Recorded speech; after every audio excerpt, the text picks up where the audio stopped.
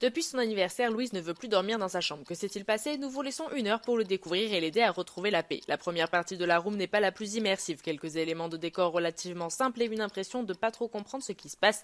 Mais après avoir résolu plusieurs énigmes, on rentre dans un tout autre univers. Difficile d'en parler sans trop en dire, mais le milieu de l'enfance est très bien représenté. Avant tout, il faut se rappeler que le casse-tête est le premier escape à avoir ouvert à Bordeaux et lorsque la petite chambre est arrivée, les jeux étaient novateurs. Donc même si on découvre des énigmes classiques, on est plus indulgent. Peut-être que la première partie mériterait d'être un peu retravaillée pour donner un second souffle à la pièce, mais rien d'alarmant, on s'amuse très bien quand même. Heureusement, on découvre également des jeux inédits qu'on a adorés. La petite chambre n'est pas difficile, mais si vous êtes habitué au cadenas, vous pouvez être un peu perdu au début, mais après quelques minutes, vous rentrez bien dans le jeu. Je lui mets la note de 16,5, une note basée sur les critères précédents, mais qui ne reflète pas mon expérience en tant que joueuse. C'est une des salles dans lesquelles je me suis le plus amusée pour le moment, une expérience que vous ne trouvez que dans la petite chambre, un mélange de fun et d'angoisse, j'ai adoré. Le seul regret est qu'elle ne soit pas plus difficile pour y rester plus longtemps, une salle coup de cœur que vous devez faire absolument.